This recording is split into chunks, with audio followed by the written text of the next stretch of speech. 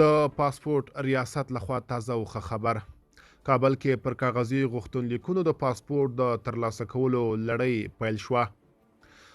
د یاد ریاست ویان نورالله پتمن وایي چې دغه لړۍ د پاسپورت ترلاسه کوونکو لپاره د اسانتیاو د رامنځته کولو په موخه پیل کړې ده.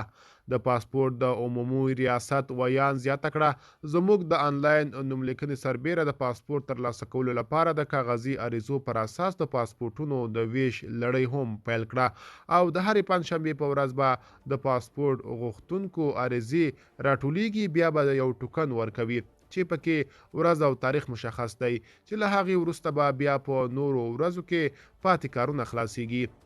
ورته مهال ځینې پاسپورت غوښتونکي چې د پاسپورت د ویش لړۍ له ټکټونو به شکایت لري، په دې برخه کې د خلکو ستونزو د حل غوښتنه کوي. 83 کلن عبدالحق چې د زړه ناروغي لري او دلته د پاسپورت ریاست ته راغلی، غواړي د پاسپورت په ترلاسه کولو سره د خپل درملنې په موخه له هیواده بهر ته لاړ شي. نوموړی وایي د پاسپورت ریاست باید د خلکو ستونزو ته په جدي ډول رسیدنه وکړي.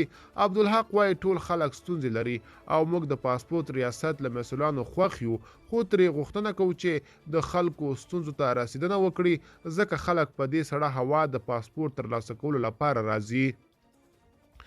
د پاسپورتونو د ترلاسه کولو په موخه د کاغذي فورمو د ویش له اعلان سره د پاسپورت ریاست مخې ته د خلکو ګڼه ګوڼه هم ډیره شوې ده.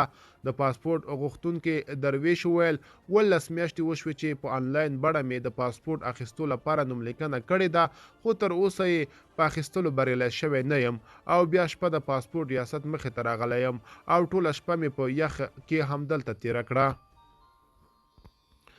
ملګرو که تاسو هم کم نظر لرئ په کومنټ کې ولیکئ. تر بیا ښه وخت، ښې چارې.